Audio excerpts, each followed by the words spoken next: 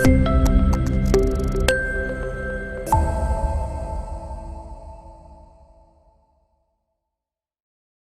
I request every panelist to put on their mic and camera. So here we are the showstopper panel for the School Leadership Summit South India on the 29th August. So we have esteemed panelists from the various parts of India right now, and they are the most tech innovators of the education. So our last session is on the building digital literacy in teachers and defining technological advancement among learners. So it is the most current and the advanced topic that we are going to discuss regarding the digital literacy and the latest advancement is going in the education sector. So we have Dr. Rajni Chitra, Director Academic Polar Intelli School, Visakhapatnam. Ma'am, can you put on your mic? Everybody, Krishnamurthy. Hi, ma'am. Ishwari Prabhakar, ma'am. Very good evening, ma'am. Welcome to the School Leadership Summit. So we have Mr. Girish Ramamurthy, Chairman, KYS Info Systems. Welcome, Girish, sir, to the School Leadership Summit, and welcome to the panel, sir. Thank you very much, and good afternoon Thank you, to sir. everyone. It's all our pleasure, sir. And we have Dr. Ishwari Pravakar, Principal, Delhi Public School, Anandpuram from Visakhapatnam. She is directly live from Visakhapatnam. Welcome, Dr. Ishwari, ma'am. Thank you, sir. Good evening to everyone present here. It's a pleasure to be here, sir, amidst you all. And as you have said, I'm Dr. Ishwari Prabhakar, Principal of Delhi Public School, Anandpuram, Visakhapatnam, a teacher at heart and in education for the last 30 years, sir. Thank you. Thank you, ma'am. Thank you for giving your precious time to us, ma'am. So we have some more panelists who is going to join. So till they join, we will start the session with a small intro. So I just request, Rajni ma'am, can you give us some small intro of yourself so that each participant who is seeing on Zoom as well as on the Facebook may know well better about your journey to this education domain. Sure, sir. Let me keep. Am I audible, Abhishek? Yes, ma'am, you are loud and clear. Yes. Okay. I'm Rajni Chitra, and I'm in education field, is what we will call it, from the last 21 years. In fact, I'm married to this education family 20 years ago.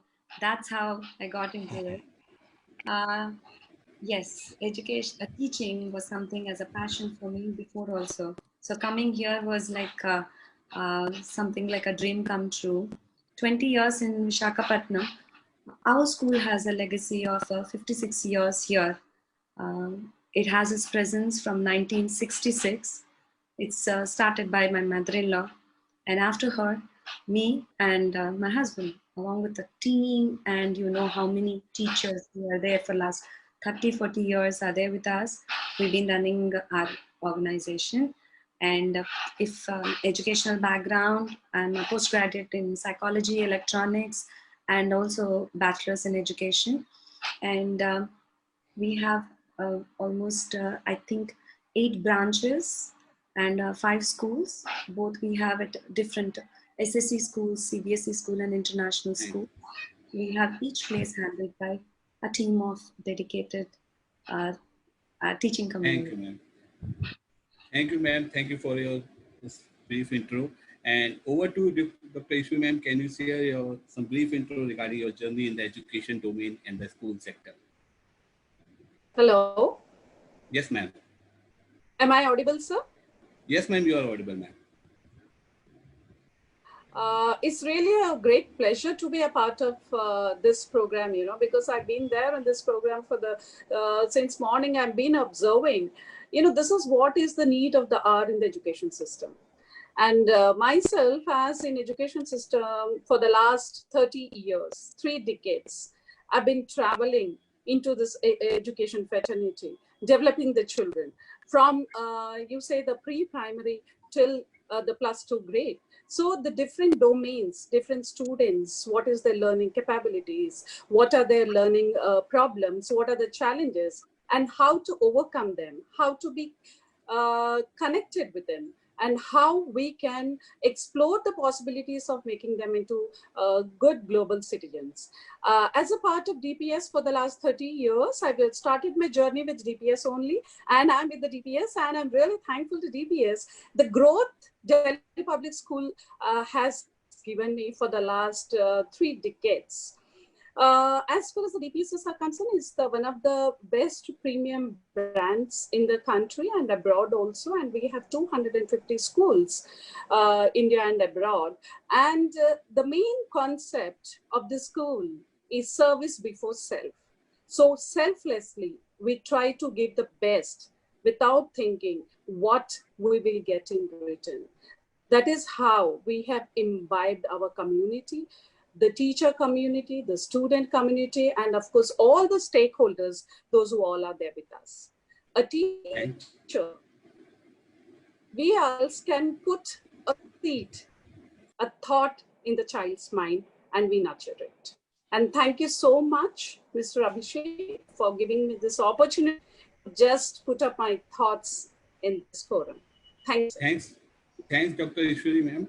Remarkable journey, the 3 decades and more in the education sector. So we have Mr. Girish Ramamurthy, the industry expert and one of the education experts.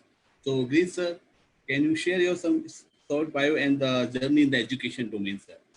Absolutely. Thank you, Abhishek. Probably I'm the odd man out here in the esteemed panel here. And I'm just looking at the list here, and then all of you have so much experience in the education field. And I come from the outside world, outside of education world, if you so allow me to say that. But before I proceed further on who I am and why I'm here, I want to thank Dr. Ravi Gupta, Abhishek Tomar, and all of your peers and colleagues for putting up such a wonderful summit, especially at this trying times. And things have been going very well. So I've been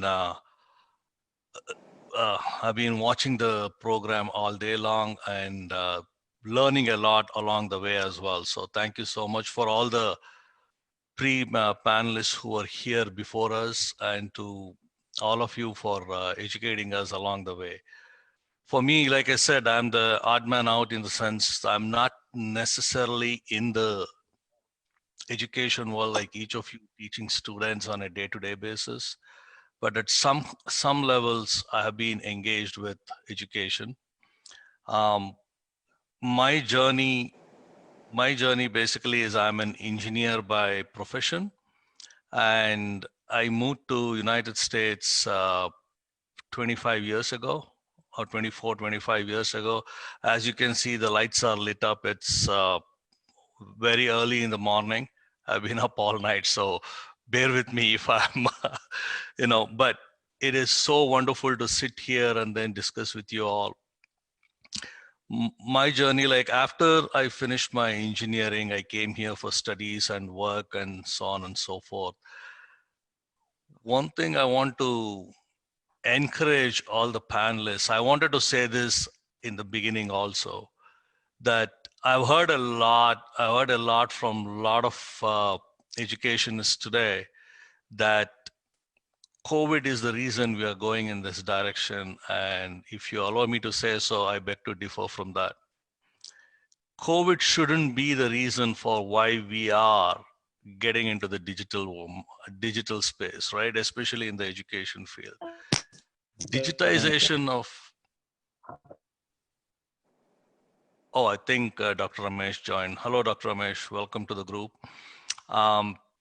Digitization of education has happened a long time ago, right? There are various, I've been discussing, I've been meeting, I've been in various work groups with a lot of schools, a lot of teachers, a lot of educationists in the last 5 years. And what I'm learning is everybody has different understanding of what digitization is. So the main reason I picked up this topic to be in this panel is because I wanted to talk directly to the teachers. I wanted to talk directly to the teachers and then give them confidence that it is not a challenge. It is not a alien subject to adopt to this digitization as such. And also to give them the comfort that there are many tools today. When I go to some of the rural schools, I hear teachers complain that I don't even know how to use a mouse and you're asking me to now be online. So that's a real challenge we are facing. That's a real challenge for the teachers. But what I'm here to talk to the teachers directly through this forum is the fact that there are various tools available, and if you have an open mind to learning new things, at the end of the day, everybody is a teacher and everybody is a student in their own respective ways. And here I want to elaborate in the next 55 minutes what we have. I want to, as much as possible, given the opportunity, elaborate on how easy and how natural it comes to each one of us to adapt to the new changes and not to be scared of it, and to dive in straight head on with an open mind, so that not only the teachers, but everybody around them can benefit from the path that we are taking. And add to that, digitization of education in India is a great news. It should have happened. Me, from an outsider point of view, as a parent, I would say that it should have happened a long time ago. And for good or bad reasons, the whole education system was waiting for the big brother or the government to tell us what to do before we got on it. As a parent, I would have allowed for this revolution to have happened within the teaching community a long time ago, but nevertheless, we are here and there are a lot of tools available, and we want to discuss about those things, give certain level of comfort to the teachers. Thank you. Yes, sir. Thanks, Girish sir. Thanks for your valuable inputs. So I think Dr. Ramesh sir has joined. Dr. Ramesh sir, are you able to hear us? Yes, sir. I am hearing, sir. Can you put on your camera, sir? Yes, sir. So I just introduced that Dr. Ramesh sir is the principal from the SCAT World School, live from Chennai right now. So welcome, Ramesh sir, to the School Leadership Summit. Thank you, sir. Thank you, sir. Welcome, sir. So, sir, Ramesh sir, we are going to start our session. So it's the topic that building the digital literacy in teachers and the defining technological advancement among learners. So as Girish sir has just mentioned regarding the adoption of the technology. So literacy is the older thing. Right now we are discussing about the digital literacy. So starting with Dr. Ishwari ma'am, regarding the adoption of the technology, what our stand regarding the building of the digital literacy among teachers and the students. So what your stand, can you share your opening remarks within, and if you have ma'am 2 to 3 minutes so that each and every panelist can share the opening remarks. Oh, fine, sir. So here, a very good question which you put up, sir, because this is the need of the hour. And we are testing our own digital literacy and how competent we are. So digital literacy to digital competency. So over the years, a variety of models and frameworks have been developed to guide the teachers, to build up the digital capacity in their students. But it never came out. It never emerged because there was no need. As sir has rightly put up, earlier also it was there, but we never used it. So this emerging technology to be used to the optimum for the classes in the future. Now, we should focus on advancing student skills in using these applications, which are digitally sourced information. And there should be a blend of understanding between the learning and the learning outcome. So the effective blends of the pedagogical content and the technological knowledge, both to be integrated in such a way that the subject learning and the outcomes both taking place properly. Now, as far as the teachers are concerned, as sir has rightly put up that they're so scared to not scared, rather, they feel it, it's something new. How do we do it? How do we go about it? We are just experimenting. But as rightly put up, human nature is the adaptability. The new anything which comes, the silver lining of the COVID is our adaptation and how we adapted to the virtual digital world. Now, as far as national policy, education policy is concerned, it also focused on multiple aspects, like the need of early childhood care, inclusive education, revamping of the curriculum. And there is a thread between all this. The thread is the education and the technology are both interlinked. If the teachers are not well equipped, if they're not well trained to impart the knowledge and embed in the technology, the learning process would be slow. So over the decades, what we have observed is that India has transformed into the information society. That means there is a requirement and enhancement of the usage of the technology, and especially in the field of education.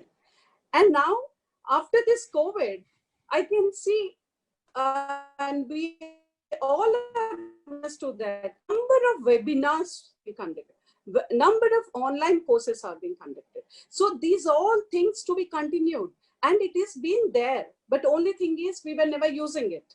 Earlier Zoom was there. Earlier Microsoft is there. Nothing new has been invented now. Nothing new in technology. But we were not using it because the need did not arise. But now, and as far as the policy is also concerned, the central principle of the education system is extensive use of technology in teaching and learning, removing the language barrier, increasing access as well as for educational planning and how do we manage it.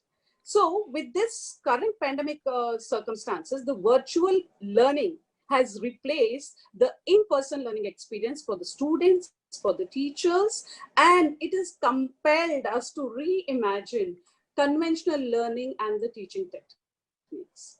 So introduction of this policy at this critical time also, because since morning I've been there in this webinar, and it's the same which is going on, that traditional teaching to the digitalization of it. How do we build towards this? How do we make self-reliant students or self-reliant teacher or self-reliant school? Now, suppose as far as the primary education is concerned, I'm just connecting it with the policy because today the total topic is moving around the concept of NEP. Here, especially in the primary children, creating digital libraries, the popularizing the language learning, these all things are there which are really, really very important for them.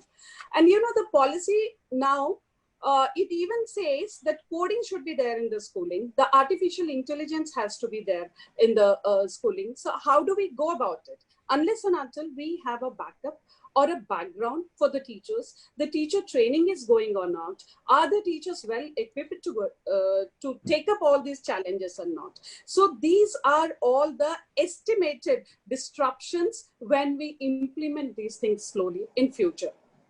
Now, when we talk about Digital India. So here, again, I'm connecting it to the policy. There should be investment in the digital infrastructure development of online teaching platforms, tools, creation of virtual labs, digital repositories, and then training teachers to become high quality online content creators, designing and implementation of online assessment, establishing standards for content technology, and the pedagogy of the online learning and teaching process. Because the pedagogy, when it is a physical class, it is different. And when you come to the online learning, there is a different, the pedagogical process keeps on changing. Because when we were making the lesson plans, when the teachers were making the lesson plans, when the physical classes were going on, the pedagogical process was different. And now when they make it, we have given the different parameters, that what kind of technology you're using and what kind of online assessments are using, or what kind of resources are you using for the students. So they need to get into the minute or a nano or the micro level of the technology. And now it is also very pertinent to assess the way technology is used and processed, how the process is there, how the process is transferred, and how it is stored. Because see, storing the technology is also equally important. How much process, what is your learning, how are you imparting, how are you transforming that, and what is the storage of it? And again, when you retrospect yourself and then reflect on it, how much have you done for us? For this, a bigger domain and a wider domain is required for us to look into the teachers training part. The next step should be the training of the teachers. So finally, I would like to say the education in the future will involve digitalization of the content. A teacher should be able to digitalize her own content. Now itself, when the assignments are being sent to the children, right? First of all, a lot of inhibitions. Ma'am, how do we go with the assignments? How will the children send it back to us? How are you going to do the corrections of it? Because physical class, the notebook is there. You simply correct it and give it to them. Their ends. But here, then how do we monitor them? Based on all the requirements, the needs of it, the learning objectives of it, and how do we match the learning objectives with the learning outcomes? That is how we have evolved. Post-COVID, rather, we have evolved more into the implementation part of the technology, and hope this goes further too. Because once the physical classes starts, now we have in mind that mornings, of course, physical classes are going on, but we can have the virtual classes, extra learning should not be stopped. So we can have a blended approach for the success of. Thanks, Dr. Ishwari, ma'am. You have covered major topics. So we have to go and elaborate each and every topic right now. So I'm just coming to the Dr. Rajni regarding the owner's mindset. Like before, in this pre-COVID situation, we have more importance to the physical infrastructure. Right now, the digitization has come, virtual revolution has come. So is the time to have overlook regarding the ICT infrastructure in the campuses? So what's your take as per the owner mindset, ma'am? Abhishek, I like to tell you also, I'm also an educator. I'm also a headmistress to one of the schools, and I also teach. So that's not just an owner mindset that I have. Honestly telling you, it would be probably my family who owns it. Yes. I'm more of an educationist.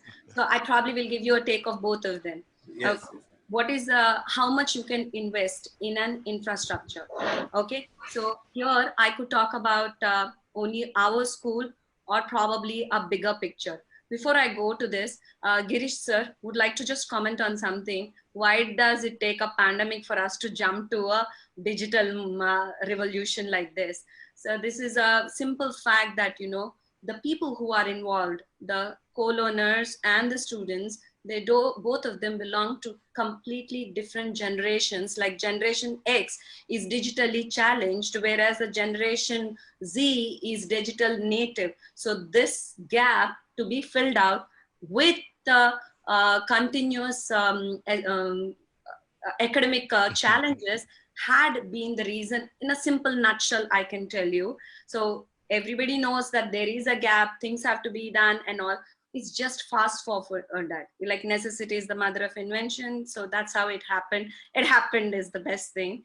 So if it comes to infrastructure, you know that, you know, we as a country, you know, continuously attribute technology to financial this thing. The more expensive it is, the more better technology you will get, and more you will sound very fancy, and more it sounds like very, very marketable kind of a thing. But let us come down to the core values of education, because here we are talking as an educationist. Education is not completely, technology is a tool, that's not education. So investing in it is a kind of taking a tool, making something useful, like a cell phone. Cell phone is not for communication. It is a tool to help you with the communication. Similarly, if we have that clear mindset, then we understand according to the needs of the school, needs of the students, needs of the era, and we will go. Because let us talk beautiful words like, you know, augmented reality and VR, and we will talk about 3D modeling and all. These are all very nice, but when you come to practically executing it, a lot of factors come in for me, my school and for other schools. The need of the hour is there. See, if you had asked people to buy oximeter or a nebulizer or all these pre-pandemic days, everybody was like, are you mad? Now though everybody houses have it. So situations as it evolves, we will take our priorities, and the priority is communication. Many schools are there in our own organizations. We have schools that are catering to a different end of the financial structure to this end of it. And we saw the challenges happening. And my take had been that, it did not matter what their financial structure was. Their commitment to the education made them invest sensibly and smartly. Smart investment is what is the need of the hour. We cannot, in a country like ours, cannot just talk about big technology things, big things, and for us to showcase, because there is no limit to it.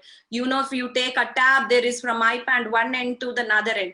You have to see what kind of need it is providing it. Smart investment and proper usage of it, and the person who is handling it. Don't forget, you might have a smartphone, or if you're using it for the sake of just talking, what's the point of it? So the usage of it, if people are educated to that, then all these factors will make any person who is investment, when the usage is good, you will go for it that much. That had been our stand, the way it has to be utilized. I can give you a small take. People were all about, getting a VR and making children experience it at one end of the school. All you have to do is get a Google Cardboard, put your smartphone inside it, and make it your own VR, which is happening in places where like Africa and other countries, they are doing this. You have your own VR. In fact, you can make a craft activity of making that Google Cardboard and just fix up your smartphone, and you have a VR in your hand. So now you tell me, is it like you have to invest in the technology, or you have to invest in it sensibly? This is your call. Thanks, Rajini ma'am. So, Grace, over to you, sir, regarding this, bridging the digital divides and the commitment to the education. As Dr. Ishwari Prabhakar and Rajini Chitra mentioned, the technology is just another tool. At the end of the day, the teacher-student relationship is always dependent on each other. That has to remain intact. There is no substitute for teacher-student interaction when it comes to education. Yes, parents do play a big role in it. Sometimes parents do become teachers, and parents have to become teachers, absolutely. But at the end of the day, the teacher-student bonding, the teacher-student interaction is very, very essential. I've heard many people today come here and then talk about how the online education, the digitization is going to remove the human factor from education. And as a teaching community, we should never let that happen. That should not be the direction we have to go. That is not digitization, right? Education should involve human interaction. Otherwise, it loses its purpose. Otherwise, it's not education, right? So from that point of view, what I want to share with all the schools, all the educational institutions is the infrastructure investments that one thinks that they're going to make is not enormous. Yes, we need to have a lab, but in today's world where electronics is kind of relatively affordable, we can always substitute that with, there are a lot of schemes, a lot of non-profit organizations whom we can reach out to for help if we are not in a position to invest in a digital laboratory within the school premises. But the importance is, like Rajini Chitra rightly said, it is important to understand how to keep the balance. Balance is very, very important. Now, at the end of the day, you are not asking for kids to come with their laptops or mobile phones to classrooms. Digitization is about having the classroom session the way it is conducted traditionally, and then allowing the kids and the teachers to explore digital world as well. Today, see, one of the basic things is, I always keep talking about this, and that's what we have done as well in KYS. When we built this Easy Slate platform, one of the key things that we did was expose or open up the World Wide Web to the teachers to see how differently things can be taught. When I was doing my education, when I was a student back in the days, many, many decades ago, teacher used to come, they used to teach us one way, and regardless of if we all understood the same way or not, it was done. Education was delivered. Then it was up to me whether I'm a rank student or I'm a 35 mark student. It didn't matter. It was me labeled as, oh, he's a bright guy or he's a dumb guy, right? We never thought about why the person not scoring well is not scoring well. We never thought about it. So the reason I'm sharing this example is that I want to shift the discussion from, oh, digitization is expensive, to how to use the digitization. That is important. The next thing is, because next thing is also the fact that experience is another thing that many people talk about. Teacher with 30 years of experience knows how to teach. A lot of students in their lifetime that they have seen, gone through, their education delivery could be much more polished, much more better. But what has happened now is, not entirely, I'm not discounting the human factor, but the fancy word, again, sorry for using the fancy word of this artificial intelligence or whatever we want to call it. The end of the day, the human experience is substituted with data-driven analysis and data-driven reporting, right? So that's all it is. A person with 30 years of experience who knows how to teach a subject is today replaced with artificial intelligence, in terms of saying that Girish as a student doesn't understand what is being told to him in a verbal way. He needs to understand, he can understand better with visuals. He can understand better with animations. So that understanding the teacher will get is today substituted with data-driven analytics. So what I'm at the end of the day trying to tell all the schools here is, digitization is a worthwhile investment, but be very judicious about how you're investing. You don't have to have fancy towers in your laboratories. At the same time, like anything that you do, when you go to buy a small property, you do a lot of research. You do scan the entire area and then find the best deal that you can get. Same thing applies in your electronic field as well. Do your homework, look at what really you need. And of course, you may want to engage a consultant to help you, but if you don't have the necessary skills, there is nothing to be ashamed of if we don't know certain things. There are enough people outside in the world who can come and help us, make use of their talent, get the right solution in place, whatever suits. I'm not saying that you need X laptops or X desktops in your laboratory and that makes you digital. Not at all the case. You guys can, the schools can decide what is the appropriate level of investment that they can do, and then shop for what is the best solution you can get for that money. And then once you have that in place, after that, it's all the parents and the students who will have their own electronic gadgets. Now, the other thing also I'm hearing about is mobile apps. Think about it. Just think about it. The reason we have such a big blackboard in our traditional classrooms is because we can write freely, we can see what is being written.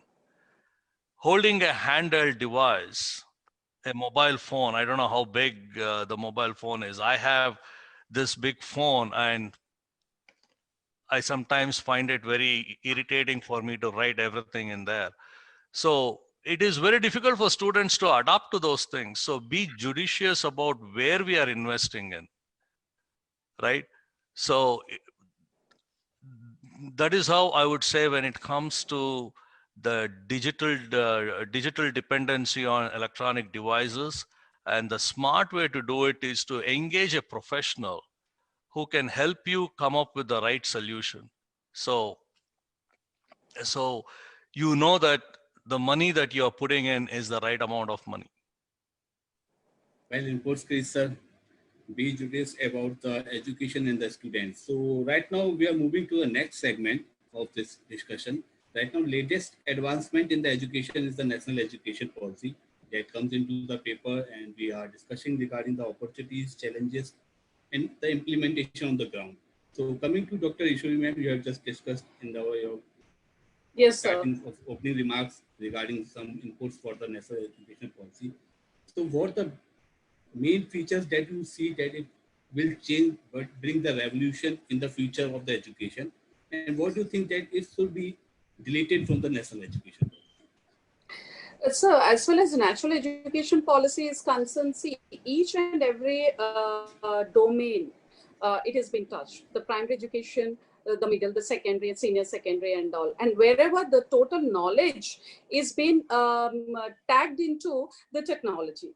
The teaching subject and the technology is being tagged in NEP. So NEP has given a better outlook than anything else. So there is not much to be reduced there.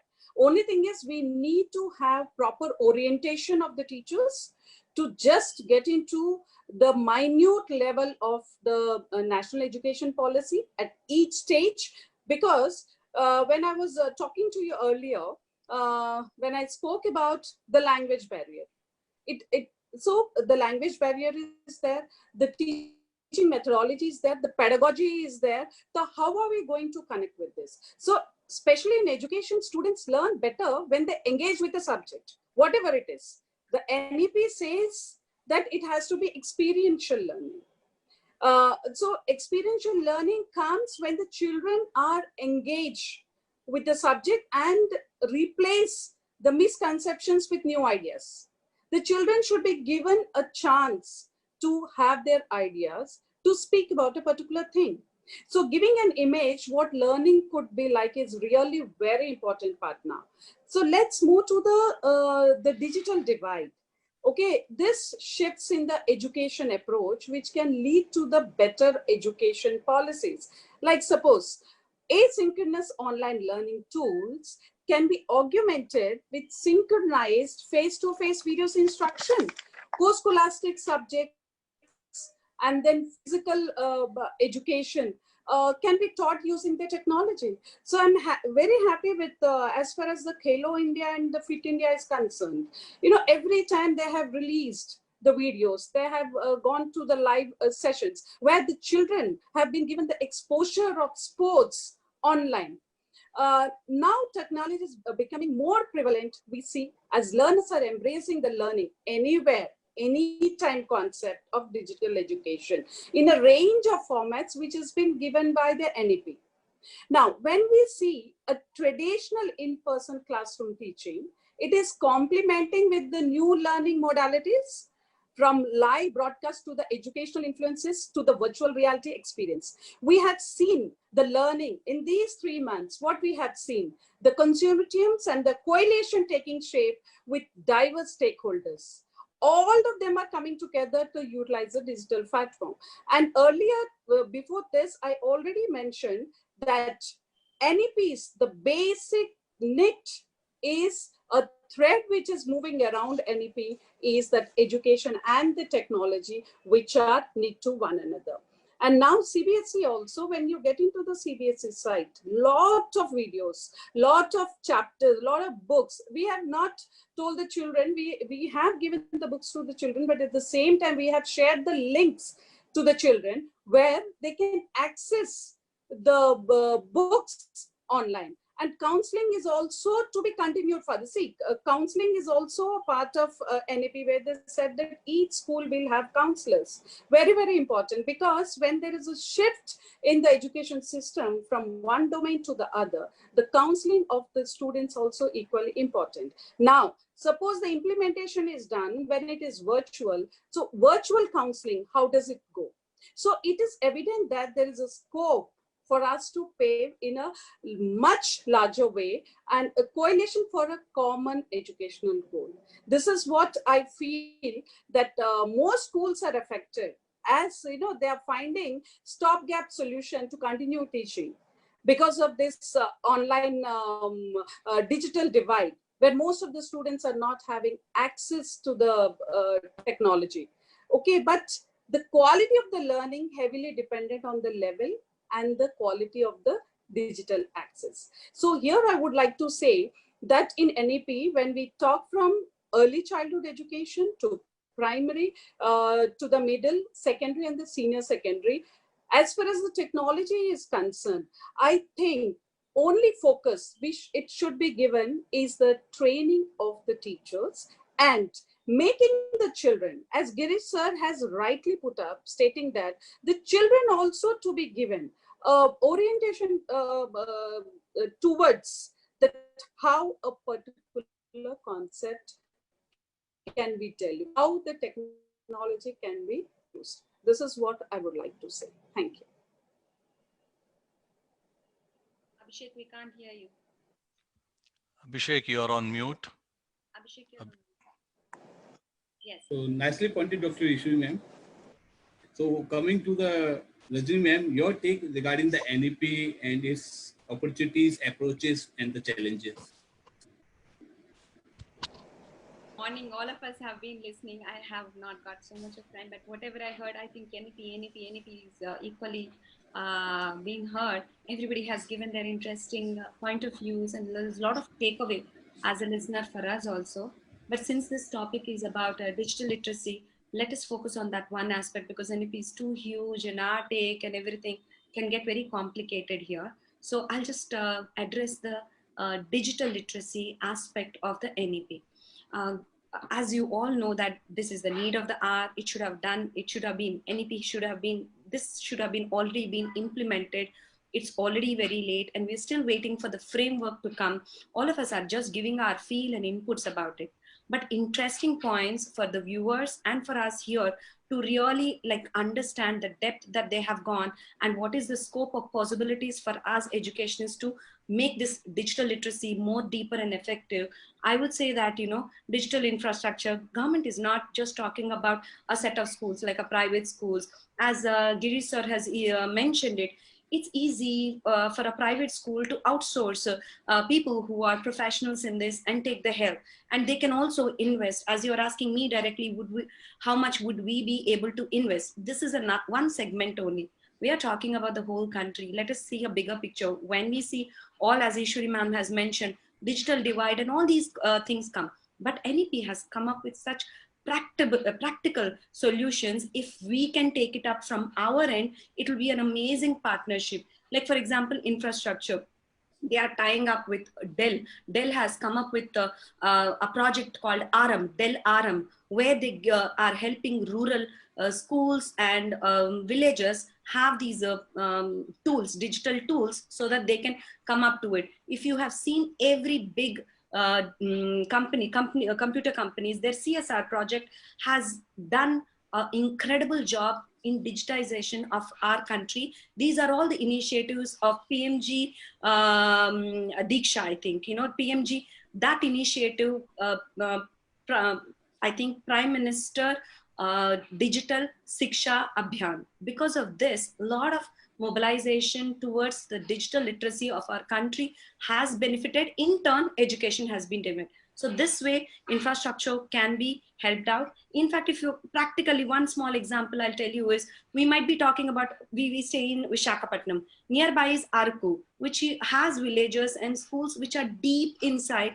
To go there and give a connectivity, neither for a vendor it is possible, neither we have our spectrum so big enough to reach them. So what do you do about that? You know, if we really have an intention, we can find a practical solution. Where there is a digital bus which is initiated in Maharashtra, where this gentleman has these laptops and tabs and everything set up. He takes this bus into these remote areas to those schools and make sure that these kids are accessing. This is how we have to come up with a practical.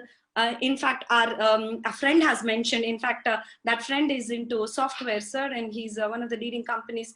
This thing, he said, we should go for a Jugaad approach. India is good at that Jugaad approach, you know.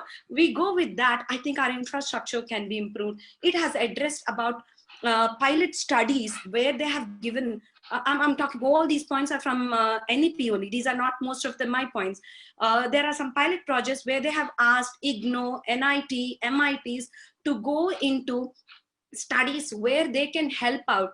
They can come up with projects that can be helpful for these rural children and also all the children, students, you know, how they can bridge this digital literacy divide between students and the technology advancement, which you know is going at a rate where to catch up with it itself, like, you know, what you know today is old news.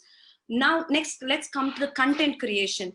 Number of, as you can see that, you know, content creation makes a lot of difference. We might say there is, from morning, I've been listening to a lot of panelists saying that amazing content is there. Girish sir, you will also say that, you know, amazing content is there.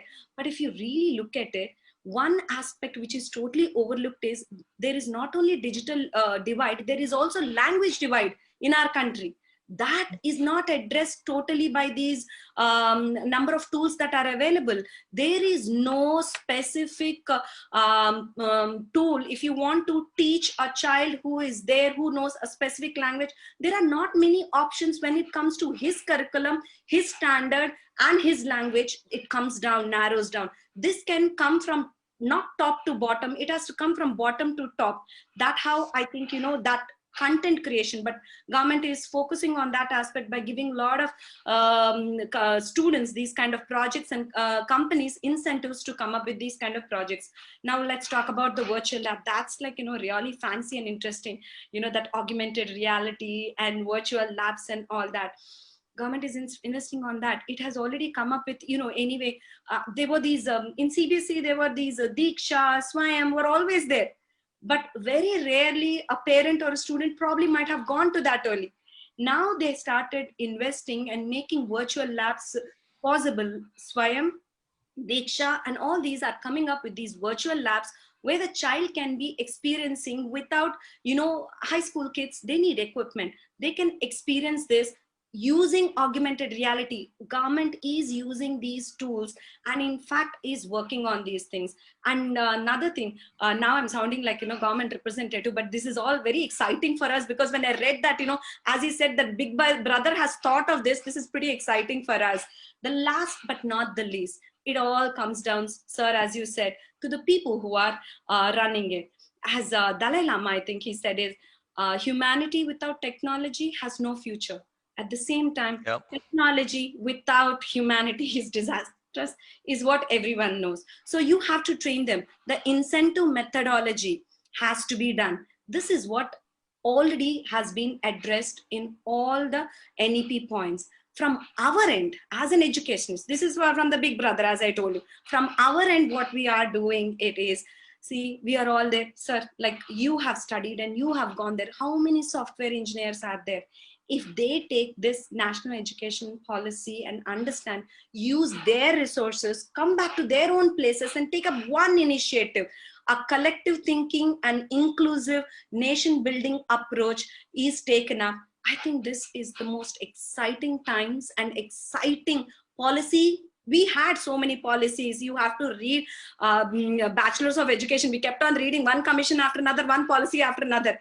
And you'll be amazed that there's such amazing points are there. And where is it not happening practically? This divide can be addressed only at this time.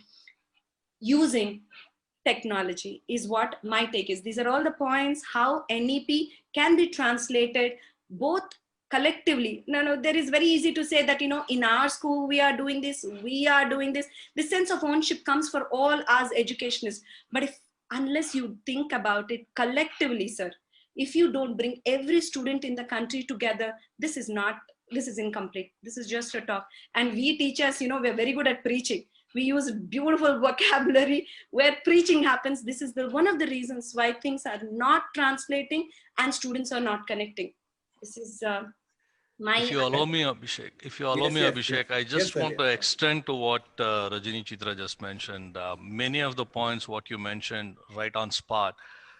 One thing I will also give you is my experience. Like when we implemented Easy Slate, which is our platform, which is our cloud platform, into the schools in Bangalore. Many of the Bangalore schools already are running on Easy Slate.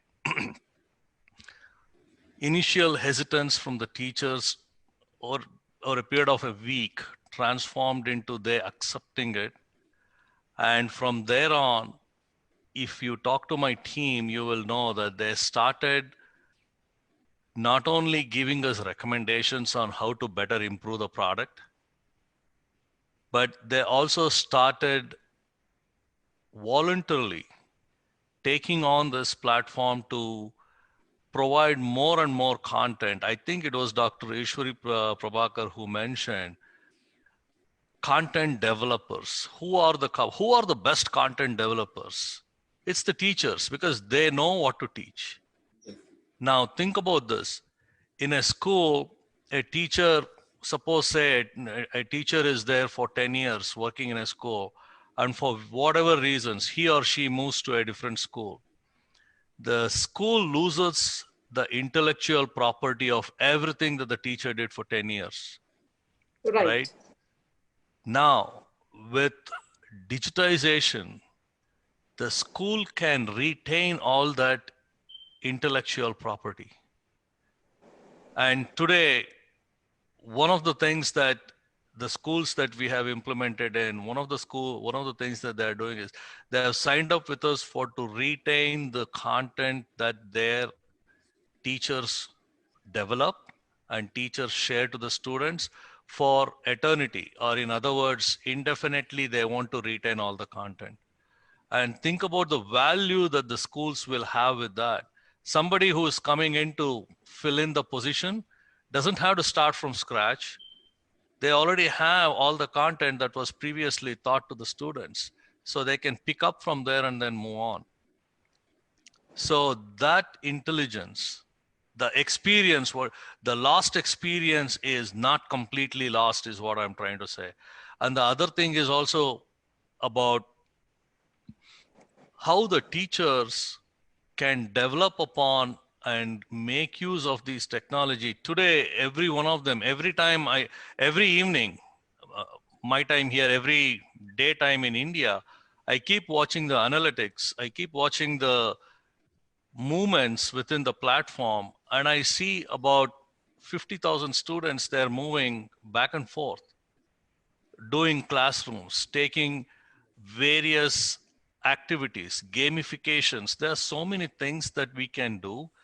And like Rajini Chitra rightly said, all these augmentation, virtual reality, whatever that we are talking about is a very applicable platform, I would say. And kids are not afraid of technology. Let me put it that way. Kids are not afraid of technology.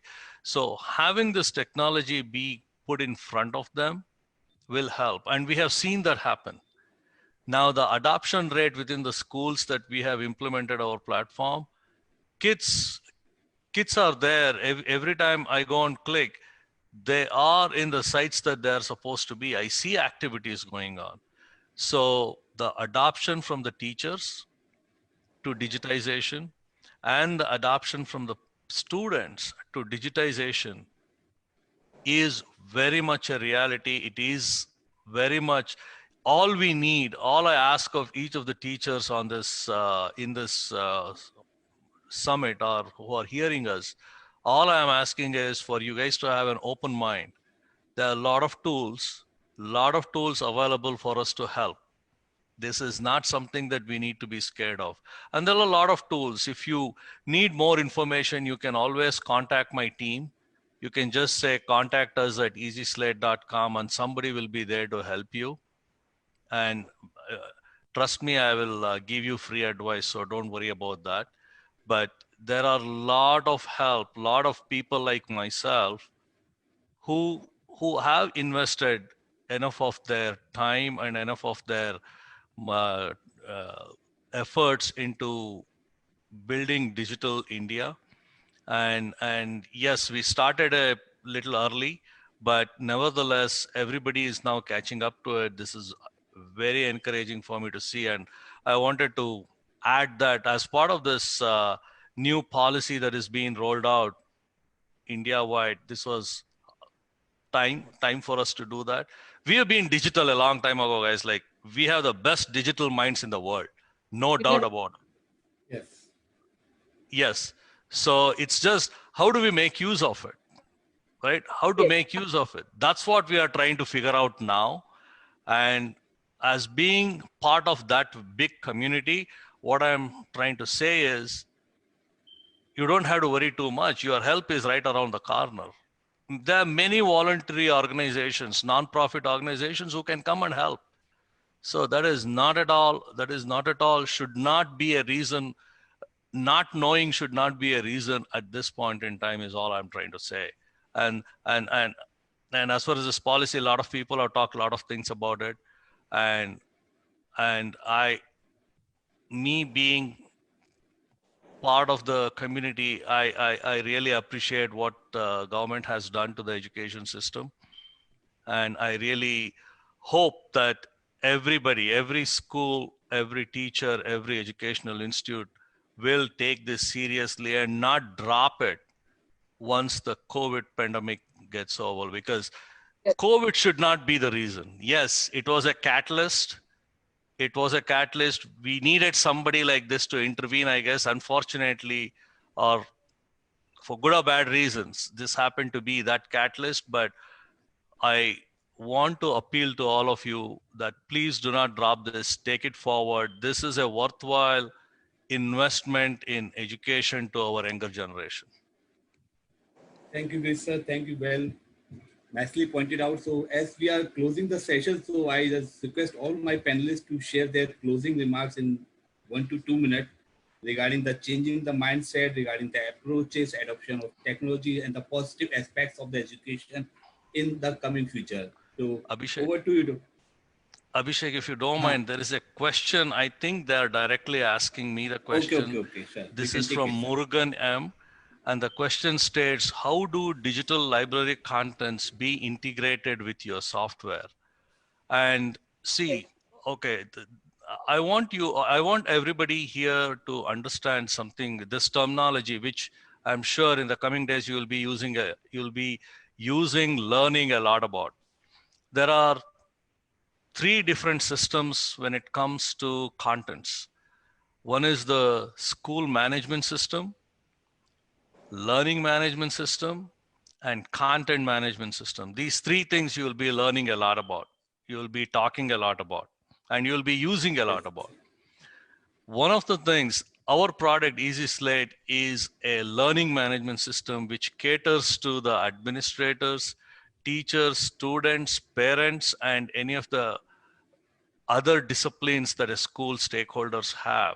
And each of them will have different level of information and different access to different types of data that comes out of the system. Now, when it comes to the content itself, developing a content or taking the readily available content from somewhere, some other source, and then dropping it into the platform is very, very easy, right? It is just as simple as going and buying groceries for your cooking. It's as simple as that.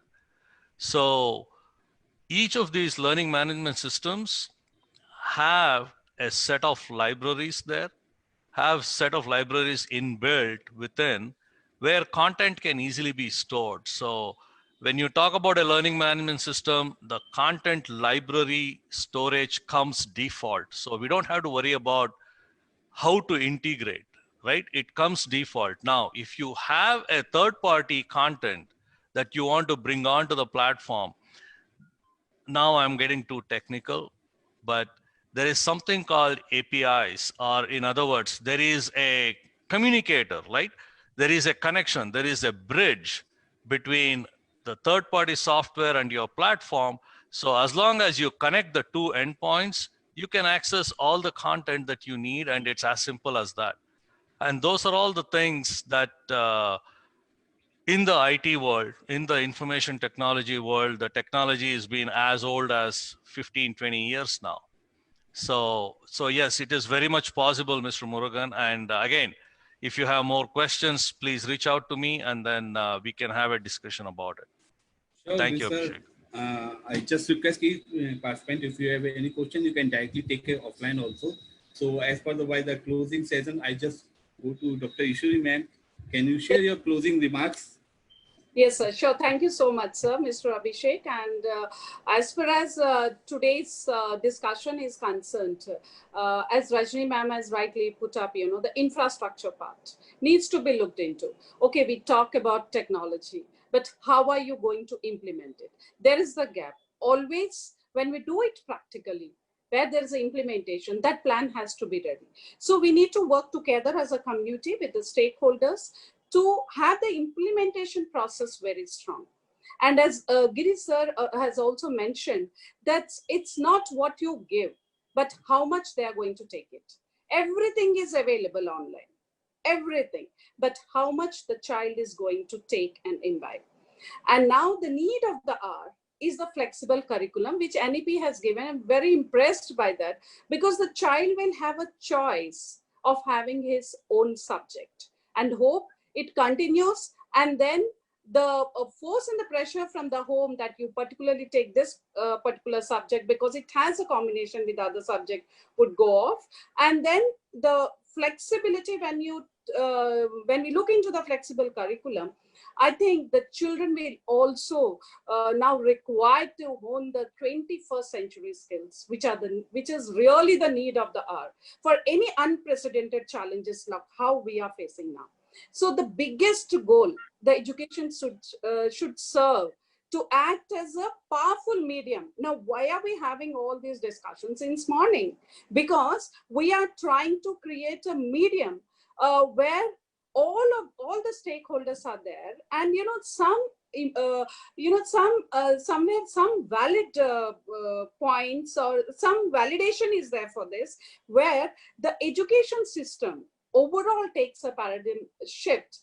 And then it is actually to teach an individual to create opportunity. We should create the opportunities for the students to explore the unseen domains. Now, in this COVID situation, you just tell the children, this is what you need to do using your technology. I tell you, they are much, much smarter than how much we know. And as rightly put it up, Giri sir has said, you can go to an expert, but before going to an expert, give that work to a student who is really in need of that. Create an opportunity for him. Let's see how does he do it. So when the children explore the unseen domains, then they solve the problems and find their own identity. So in this way, the rate of technological development would be more, and the learning and the children of the next generation would be really far much better than because the future is uncertain, and we need to be really ready for it. Now, present children will be the young adults by 2030. The schools, we all are preparing the children for the jobs that have not yet been created, for technologies that have not yet been explored, to solve the problems that not have been anticipated. So navigate through such uncertainty. I feel students need to develop curiosity. They need to develop imagination, resilience, and self-regulation. They need to respect and appreciate the ideas, perspectives, and values of others. They need to cope up with the failures and rejection and move forward in the face of adversity. So education can equip the learners with a sense of purpose, and the competencies they need to shape on their own. We can give only and teach them the sense of purpose. Today, NEP, whatever the NEP documentation is there, when we look into it, it's clearly stating the purpose of education and the competencies that need to be developed.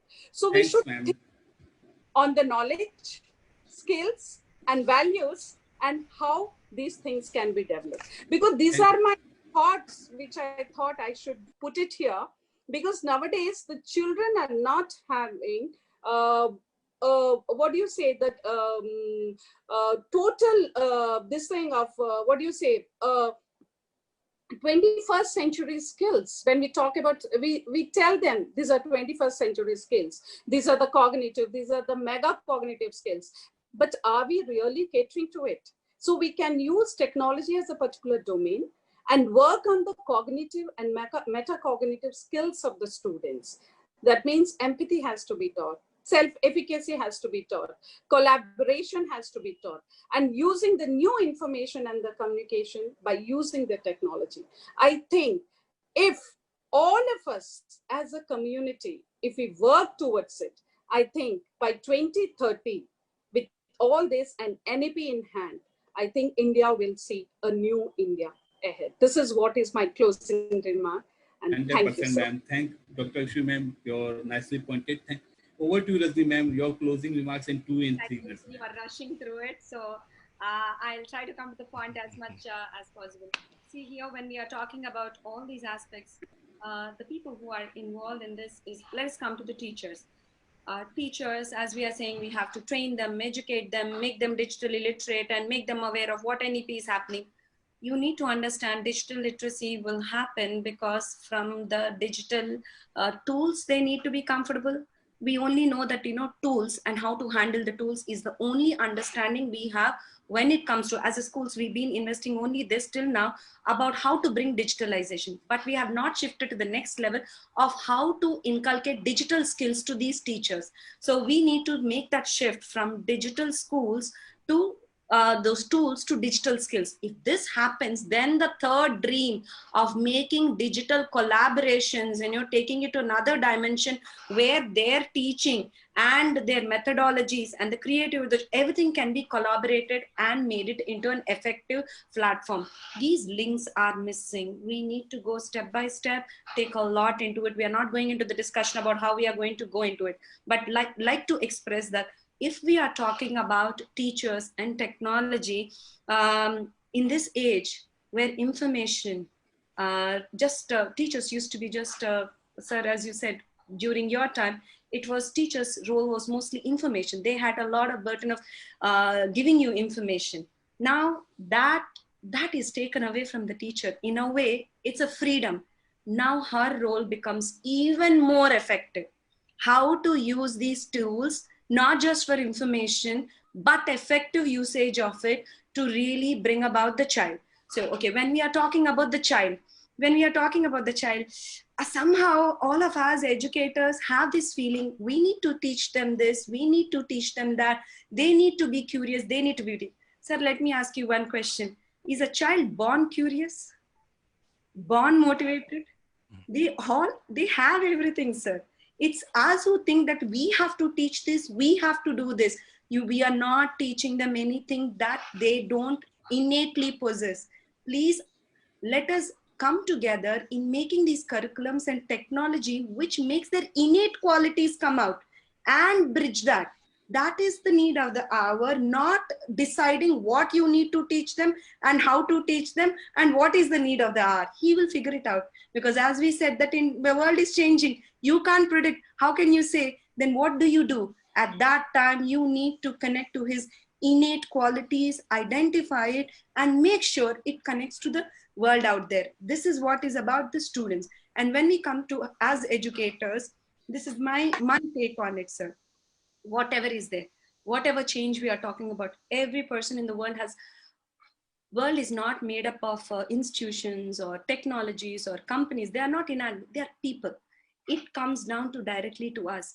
Unless we have ecosystem that evolves the human consciousness. Whatever we talk, NEPs and technologies and softwares are not going to be effectively used, because from morning, if you hear, they'll tell you how the technology has been misused. We have not even addressed much. The focus should be on security of the child. That is such a scary aspect that we are opening ourselves when we are saying digitalization. We have not even gone there, because we know it is a huge world that needs to be addressed. So all this will require human consciousness. We need an ecosystem that will make sure that we are looking at kids who are growing into ethically and morally and nation building. That is the thing that is what is happening with this digital teaching, sir. We are having one-on-one. See, I feel like I'm alone in this room and I'm talking to you. Whereas the education previously as a holistic, it was a completely a social activity. So even shopping, if I have to tell Madam Ishwari ma'am, if we have to buy a sari, previously we used to take 5-6 people and take their thing. Now it is online. You just click and take your decision. When this shift is happening, your human consciousness need to be worked upon. We have to work at that level. That will bring about change in it, is my take on digitalization, NEP, student and teacher. Thanks, Rajni ma'am. Well you so elaborated. There's so much to take away from both Giri sir, though it went off technically. I wrote down so many things that I'm going to Google them. And as you have given me access to connect to you and Ishwari ma'am, I think, no matter what kind of technology, the way you guys, recently we had a webinar where a photographer said, the minimal technology you have, the best of your creativity comes. Like that, Yes. the teachers have done their best even when there was no technology. So I think that's what is Ishwari ma'am also was conveying, how to bring both of them. And Nice. So over to you, Greece, sir. We are closing by session by your Yes, closing. relevant to the subject that we were talking about, I'm going to share one experience and close the discussion on that, I guess. While I was putting the algorithms together for our platform some 8-9 years ago, I was working with my team, and I had consulted with some of the child psychologists within the University of Chicago here to understand what makes a student score 100% versus other student score 35, right? That's one of the things. It's not so much about the marks. It was more about the information absorbing capabilities of the humankind. How does that work? So we wanted to do a study, and I want to share this with all of you teachers so you can figure out how you can, use this information for your own practices. We identified about 6 kids. I tell this story to whomever I can because it was so profounding for me to know that. We identify 6 kids, all between the age of 12 to 16. And then we picked a topic which was complex enough for their age group, right? We picked a topic. This was more about cinematography, right? We picked up a topic and then we just initially said, I was given a paragraph to read about cinematography, and then I just went about it. Then we asked the 6 kids what they learned. What did they understand by what I said? All 6 of them gave me different answers, right? All 6 of them gave me different answers. Now we call them the afternoon. Now the same information I gave them in different formats. One was verbal. The next one, I showed them an animation of exactly what I said. I showed them an animation.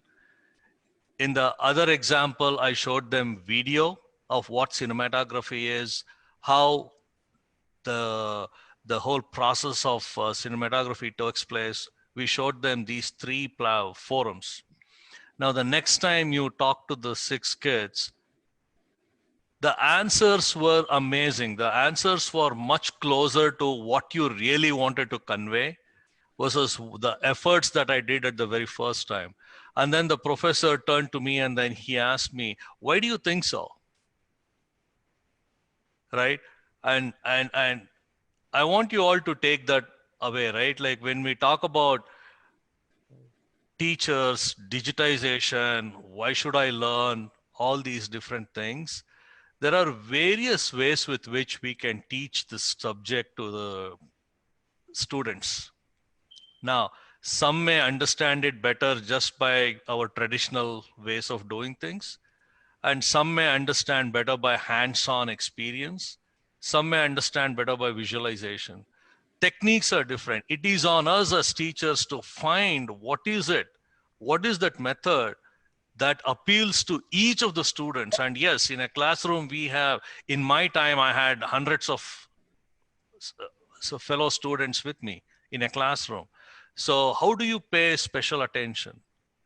This is where digitization comes in. This is where the data, the analytics, all those stuff comes in. And for me to put that algorithm together, I had to consult with a lot of these child psychologists, understand how the students will understand things, what makes them tick to one method versus the other method.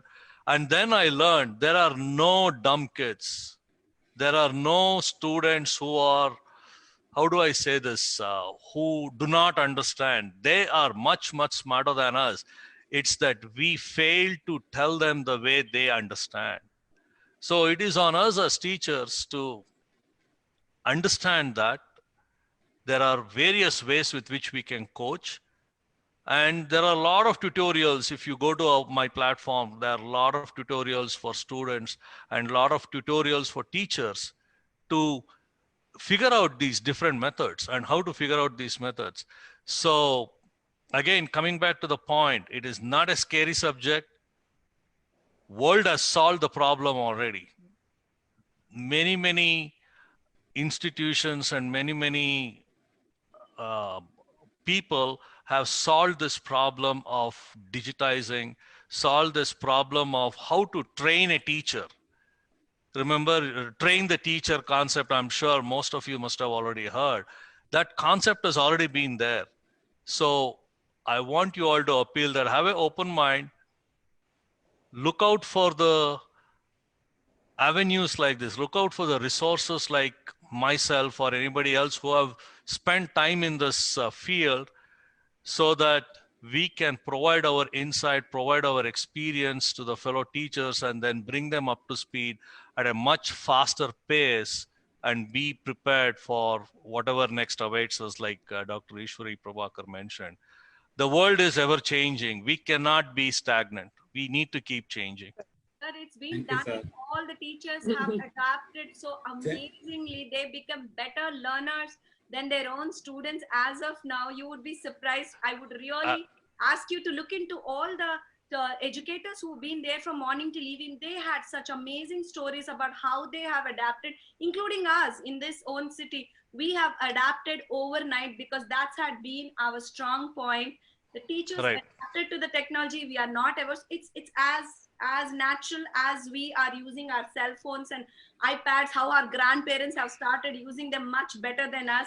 Adaptation has come. Necessity is the mother of invention, as they have said, but the taking it to the next level and making it to this generation is the challenge. And I think all of us are geared up for it. He can. Absolutely. Absolutely, ma'am. Absolutely, ma'am. So by this, we are closing the last session, the showstopper and the wonderful panelists we have. Thank you, Girish sir. Thank you for giving your precious time, waking up the early, live from the USA. Thank you, Girish sir. Thank you, Dr. Ishwari ma'am, for giving your precious time, giving your well inputs. And I have to see this video again for taking the key takeaways for this, all the inputs that you have given us. Thank you, Rajni ma'am. Thank you for giving your well inputs. So thank you all the participants who have joined this School Leadership Summit. You can, if you have any question, you can take the question. You can put the question offline also. You can follow Girish sir, Rajni ma'am, Dr. Chitra ma'am on their social handles, and you can put their question directly. And I request, if there's any question to Rajni ma'am, Ishwari ma'am and Girish sir, please entertain our participants. So by this, we are closing School Leadership Summit South India version 29th August. Thank you very much to each and everyone. Namaskar. Thank you. Namaskar. Thank you very much. It was a pleasure.